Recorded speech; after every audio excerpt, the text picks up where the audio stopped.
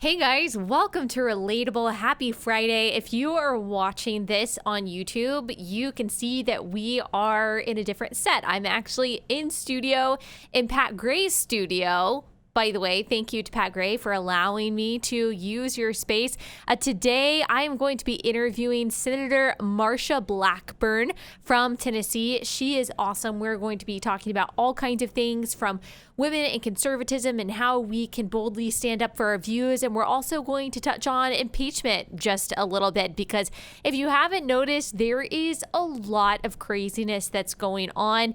And I'm going to flesh that out maybe just a little bit after the interview, because we're going to have some time after the interview. And then I'm going to answer some of the questions that you guys sent me via Instagram. Hopefully I'll actually have time to answer more than one.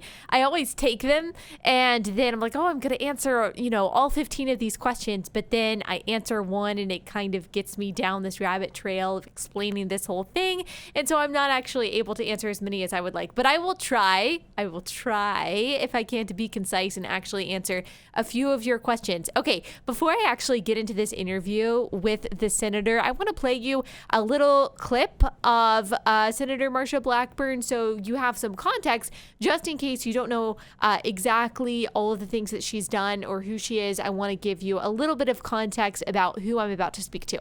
They've told us what their entire purpose is. It's to relitigate the 2016 election, to keep him off the ballot in 2020, to make certain that the American people don't have the opportunity to vote for him again. I thought Adam Schiff's remarks were astounding on the second day in his opening comments.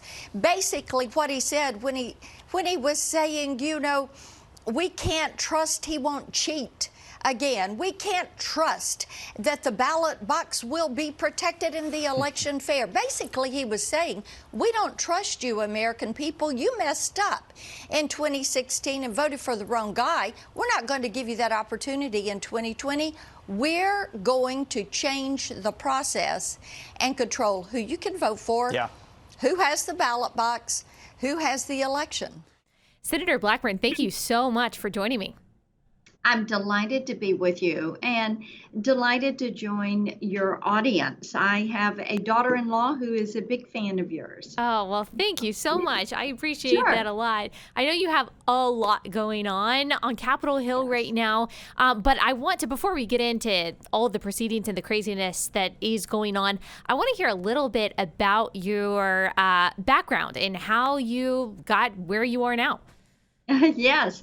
And, I say that God uses non-traditional leaders and that you should always accept an open door because you never know where that door is going to lead. And that we have to realize he's going to chart our path, that we don't do that for ourselves. So I think that good preparation is something that helps open doors. This wasn't an intentional path for me, but I was prepared and accepted lots of leadership positions through my church, through my community, working with my children in their school. And it's so interesting because you put all of those experiences together and it really becomes your life equity, your stock in yourself. And that is something that I think women have the ability to bring a diverse wealth of experience to the public sector marketplace, if you will, and put those skills to work because you work as a wife and a mom and in your career, and you are there as a volunteer working with groups and with your children. And then when you want to move into public service, you think in terms of how that informs your view. So in my opinion, if you want good, dependable, thoughtful legislators, it's going to be someone like a conservative mom who has a wealth of experience. One of the things that has not been lost on me throughout my career, whether it was working in the private sector or moving to the public sector. I say fourth-class women, especially in Washington, D.C. Conservative women are treated like fourth-class citizens. The press will go to a liberal woman, a liberal man, a conservative man, and then finally they get around to a conservative woman. So many times what they'll do is treat those conservative women as the voice of last resort. Now, why do you think that is? Obviously, we know most of the media skews to the left, but why is it that they ignore conservative women even more than they would a conservative man, in your opinion? I think they ignore a conservative woman because they're fearful that there are millions of women across the country. Once they hear that conservative message, they're going to say, yes, I agree with that. And especially when it comes to the issues of life and women in the workplace, women that are balancing a lot of different interests and really multitasking every single day through their life. And many times, I have a term I use that is kind of a little bit funny, a little catchy. I say that women of the left are kind of can be the Stepford wives of liberalism. And they have their one set of talking points. They say them the same way. They address the issues the same way.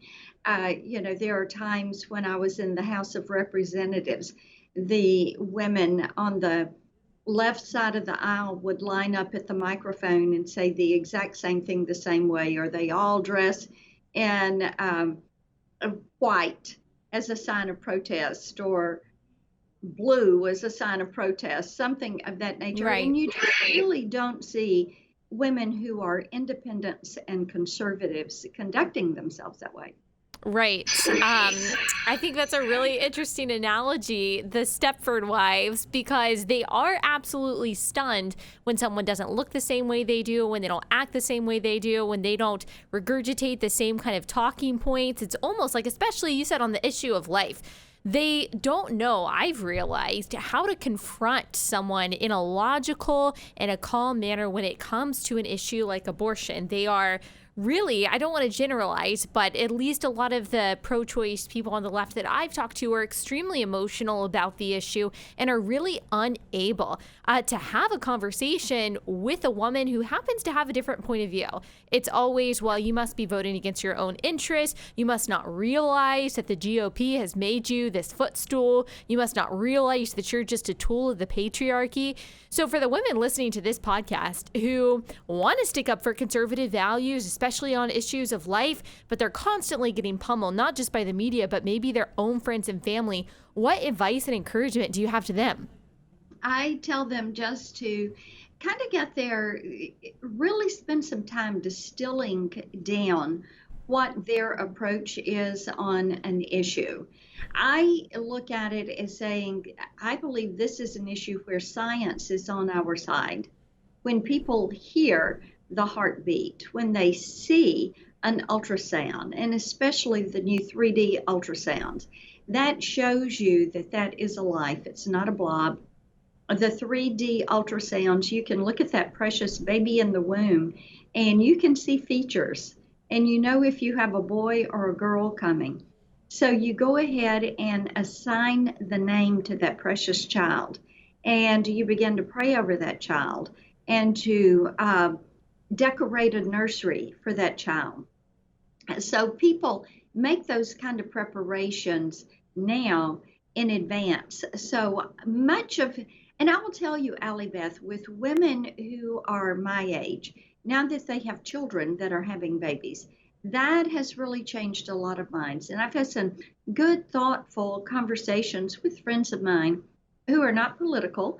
They would say they're a Democrat or an independent simply because that's what their parents were. Mm-hmm. They changed their issue on the issue of life. And they realize now that when you talk about the issue of abortion, you're not talking about, is it pro-choice, pro-life? What you're talking about is, does that mother, does that woman have the right to decide if that child that she is carrying is going to live or die? Right. I think that conversation has changed tremendously over the past decade. Right, I agree, and it's getting harder and harder to defend abortion for all the reasons that you just listed. And so you're right.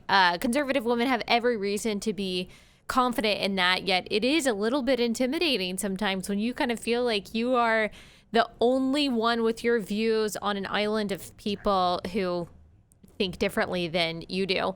I want to touch on, because you only have a few minutes left, I want to touch on the craziness that's happening on Capitol Hill with impeachment. My guess is that a lot of people listening to this podcast want to know what's going on, but it feels like if you miss just 1 second, it's like a million things have happened and you're already behind, and so you just get discouraged and you don't listen. You kind of tune out and you just kind of wait for the end score. So can you tell us a little bit, just briefly, what is going on currently with impeachment and kind of where things stand? Absolutely. Today is going to be the last day of questions. We've been through the House managers presenting their case, the president's team presenting their case, and now we have moved to questions. We had 8 hours of questions yesterday. We'll have 8 hours of questions today. It boils down to this. The House managers rushed through their impeachment trial.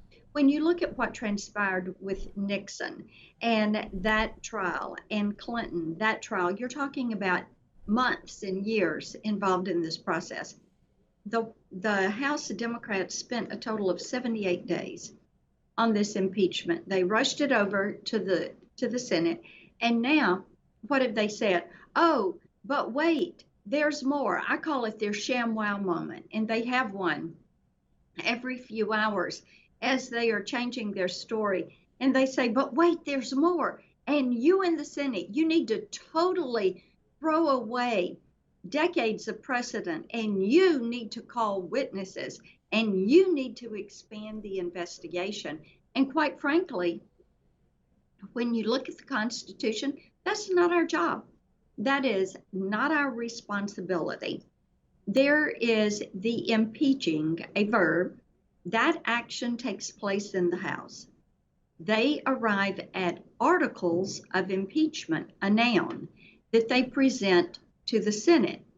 The Senate's job is to review the articles of impeachment and make a decision if the House has reached the evidentiary standard that is necessary to vote to convict a president and to remove him from office. They have not done that. They said they had an ironclad case, that they had overwhelming evidence. And now they come to us, and what they're saying is, oh, but wait, there's more. We need you to do an investigation and call additional witnesses. And people will say, well, you can't have a trial without witnesses, so why not call witnesses? Right. They called 18 witnesses. We have had 12 of those witnesses. We've heard from them by video. They didn't come in physically into the chamber. They were brought by video. We don't need additional witnesses. We have heard from them, and the House managers have not made their case. So we will finish today. Tomorrow, we will take a vote on calling more witnesses, and then a vote on moving to final judgment and a vote on acquittal. And Republicans are a little bit split on this, though, in the Senate. Or there are some Republican senators who are saying, oh, well, maybe we do need some witnesses, which I think causes some of the public to say, well, hey, maybe we do. Maybe we need more information. Maybe we need more transparency. But you wrote for the Tennessean that you don't think that's the right call at all, that we should not be calling any more witnesses. Is that correct? That's correct. It is not in our constitutional responsibility. It is outside of our responsibility. The impeachment has to be done by the House. They are the ones that are charged with taking that action. We are charged with a review of the articles that they send to us. So very different responsibilities. And we're not going to give them an impeachment do-over. That is not our job. Now, if they want to go back to the House, if they want to start another investigation, if they want to call other witnesses, they are within their right to do that. but it is not our responsibility to do it. And quite frankly, Allie Beth, when I talk to Tennesseans, they want this over with. Oh, yeah. They want us to go back and get back to confirming federal judges and working on a transportation bill and rebuilding the military and expanding 5G high-speed internet and technologies across the country. That is what they're wanting to see done. And they're ready for this impeachment to be over with. Quite frankly, I think that that is true of a lot of people. I know that's true of the people who listen to this podcast. As much as they want to know what's going on, I think more than anything, we just want it to be over with. It's not healthy. It's not good for the country to have a totally partisan impeachment based really upon something that we can't even fully put our finger on. So it just seems like a mess, and I appreciate you. I know you've taken some heat recently for maybe not being, as what your critics would say, interested in the impeachment proceedings as they think that you should be. But I think you're right. It needs to be over with. It needs to be wrapped up. Yeah. And the thing is, when you're sitting there reading something that pertains to the impeachment, but it's not something that the left approves of, then they're going to say, oh, you're not paying attention to Adam Schiff and what he's saying on the floor. You know, you're working to make certain that you do fair and impartial justice and that we have a fair proceeding. Yes. Well, I really appreciate you taking the time out of all of this craziness and busyness to get to talk to us. Is there anything final? Is there any place that you'd like to direct the audience to go? Maybe follow you on social media or whatever you'd like? Yeah, absolutely. We're on Instagram and Twitter and Facebook, and we have a website, blackburn.senate.gov. The others, you can find me, Marsha, Marsha Blackburn. Well, thank you so much, Senator. I appreciate you taking the time. Absolutely. Take care. Bye-bye.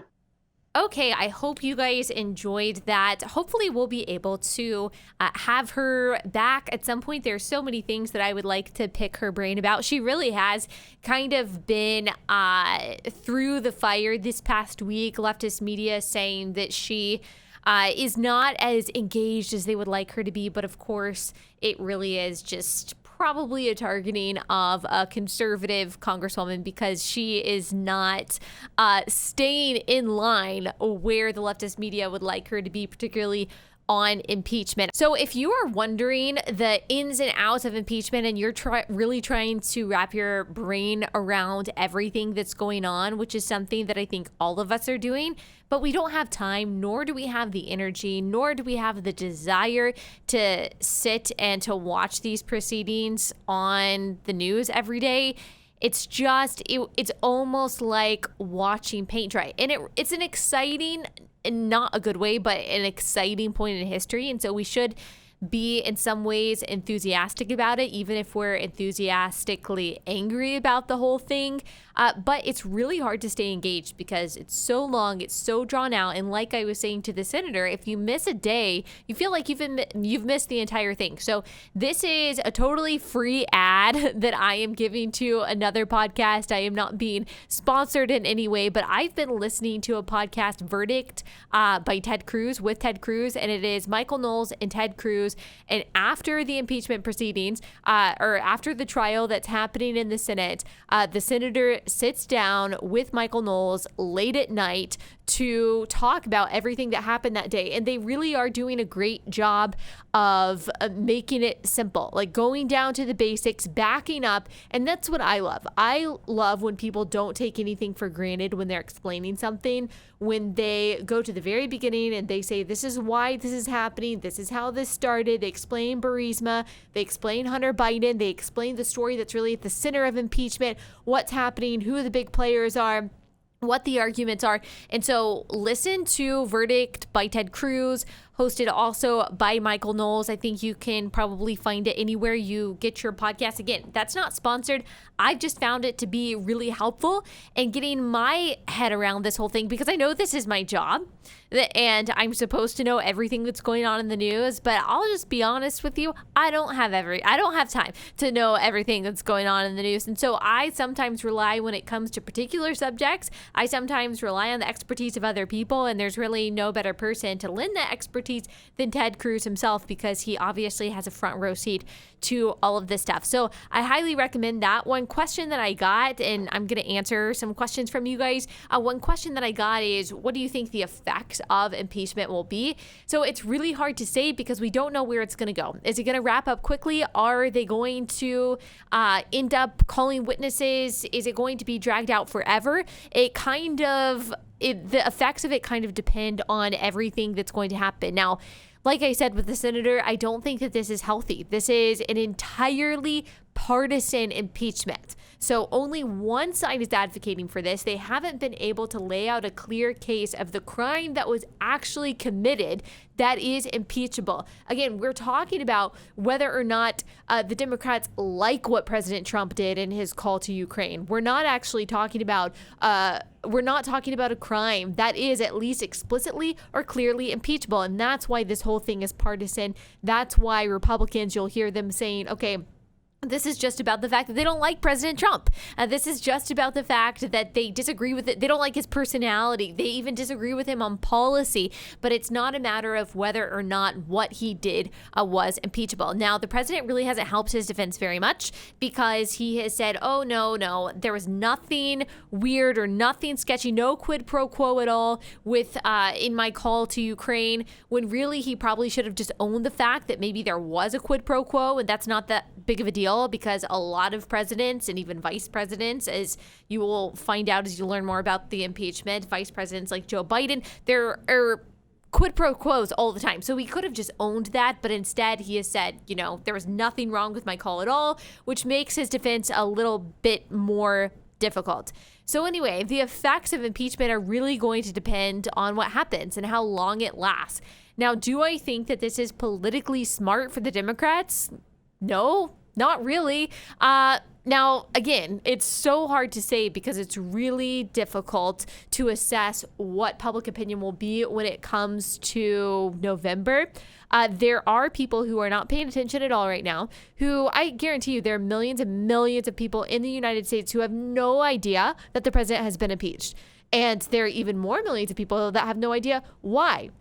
And for those people, maybe they're on the fence. Maybe they just by default don't like President Trump, because I do think that's the default position when you've got so many cultural megaphones, when you've got the media, you've got social media, you've got Hollywood, you've got academia all telling you that President Trump is terrible. I think the default position is to not like President Trump, or at least be skeptical of President Trump, which people are obviously free to have those feelings. But if you are one of those people who maybe you don't really know a lot about what's going on in politics, you don't really know a lot about what's going on in the political realm, but come September, when you are thinking about, okay, who am I going to vote for? I really have no idea. And someone tells you, are you really going to vote for the guy who was impeached? Like, he was impeached, right? And most people don't know what impeached means. They just know it's bad. They might even have memories of Bill Clinton. That was a bad thing.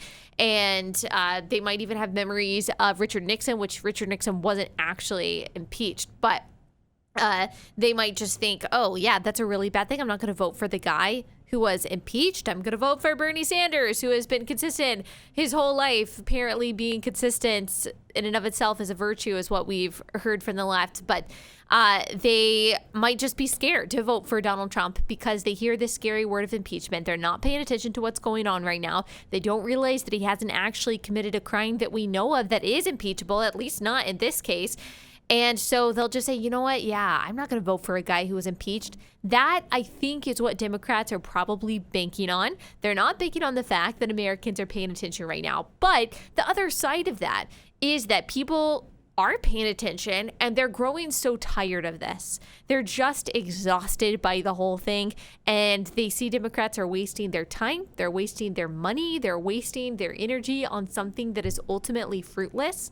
Now, the other side of that is that you also wonder, this is what I've wondered, is are Democrats trying to make Americans so exhausted by this whole thing, so exhausted by the Trump hatred, so exhausted by Trump derangement, that we're just like, you know what, get him out of office.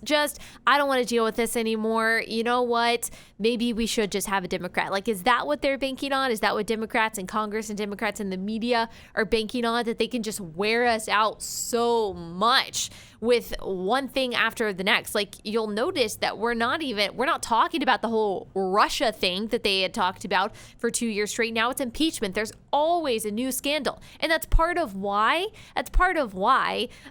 people aren't paying attention and aren't giving any credit to this whole impeachment thing, because they've been talking about impeachment from the very beginning, and it's been like whack-a-mole. They've been trying to find something to justify impeachment, and they think they finally found something, and they don't actually have a good case. And so you've got a lot of people just rolling their eyes. I honestly think that there's not a single person who supports President Trump who is not going to support President Trump because of this whole impeachment thing, because it's entirely partisan. So that was one question I got. What do I think the effects will be? There are a lot of different variables. There are a lot of different possible outcomes. Ultimately, I don't think it'll make that much of a difference come November. Also, depending on who the candidate is. If it's Joe Biden, like, he's going to be wrapped up in this controversy until November too. And that's going to be like corruption that we see versus corruption that Democrats see. Because remember, Joe Biden is at the center of all of this. And Joe Biden's son, Hunter Biden. Again, you can listen to the podcast Verdict and it will break all of that down for you. But then if we have someone like Bernie Sanders, are people going to be willing to vote for socialists? They might be okay with even corruption that they see from Trump's side because they just don't want a socialist in the White House. So anyway, hard to say how this is going to affect November. Let me answer some more of your questions.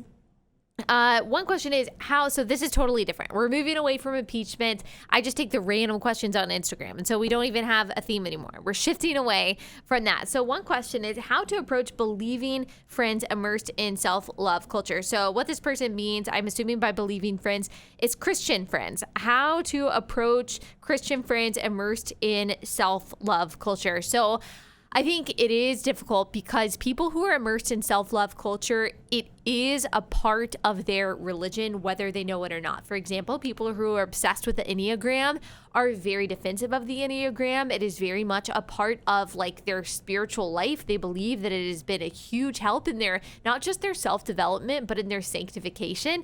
And if you question the roots of the Enneagram, if you question, whether or not it's so healthy that someone is depending entirely on the Enneagram to shape their worldview, they will, and I'm not trying to be rude by saying this, but they will get defensive of it because they have built so much of what they believe and how they see things on the Enneagram. And so you're really kind of cracking at their foundation a little bit, or what they believe to be their foundation. And so the same way if you approach someone who is just immersed in self-love in general. So we're talking about someone who believes that if it's a Christian, believes really that Jesus came and died so that she could be confident, believes that Jesus wants her to believe in herself, that Jesus just wants her to love herself more, that Jesus just wants to care for herself better, and that Jesus feels badly for her and just wants to up her self-esteem. Well, that's not why Jesus came to die. That's not the example that Jesus gave through his life, through his death, through his resurrection. The call to be his disciple is to deny ourselves, to take up our cross and to follow him. And the command that he gives us to love our neighbor as ourselves is not a command to love ourselves. I've said this so many times and I'll say it again. But when Jesus says to love your neighbor as yourself, he is saying as yourself because as yourself is a given. Now, when I say that self-love is a given, self-love is something that is natural, self-love is something that we're born with, I don't mean that we naturally look in the mirror every day and think that we're awesome, think that we're talented, think that we're beautiful and Beyonce. That's not what I'm saying. When Jesus says to love your neighbor as yourself, he is talking about the instinct that all of us have for survival, to meet our own needs and to fulfill our own interests. That is something that all of us are born with. If you've ever been around a baby, if you've ever been around a toddler, you don't have to teach a toddler to steal.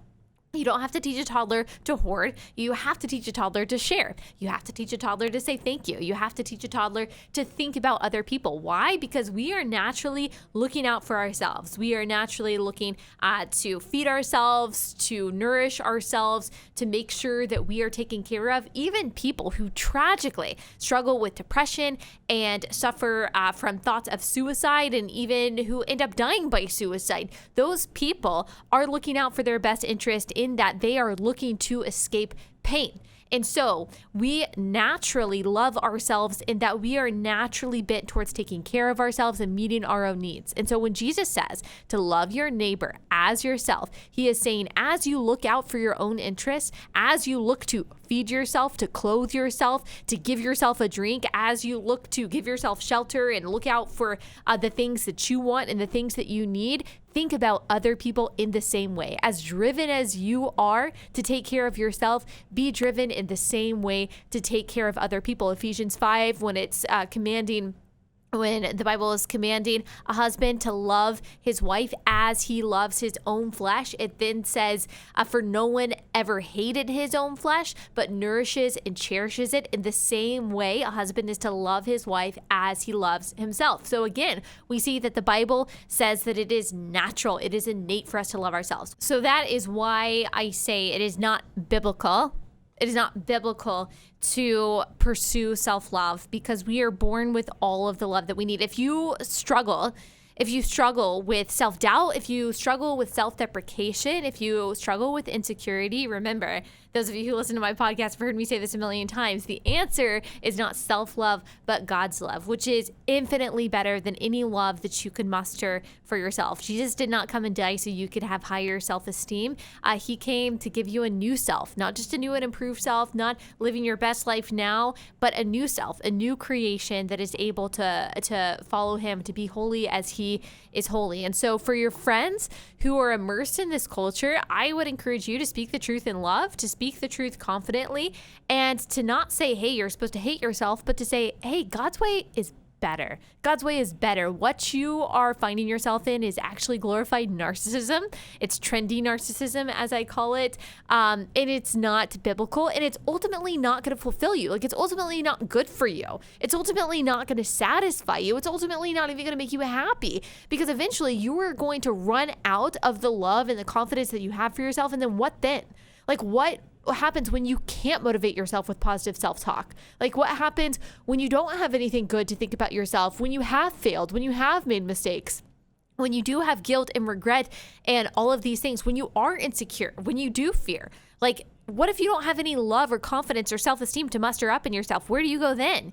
You've reached the bottom of the barrel. But if you go to God for all the care and all of the eternal affection and the true deep sacrificial love that you need, the healthy spiritual confidence that you need, then you are not going to have to worry about that, because his is the well that never runs dry. So I encourage you to pray for them, to speak the truth and love to them, to bring scripture to the table. And hopefully that is something that strengthens your friendship and doesn't actually weaken it. Okay, so once again, I did not have time to answer all the questions that I wanted to answer, because I kind of go off on these tangents, but I hope that this was helpful for you. I will answer some questions on Monday's episode as well. But thank you guys so much for listening. Hope you've had a great week, and I hope you have a wonderful weekend. I will see you back here on Monday.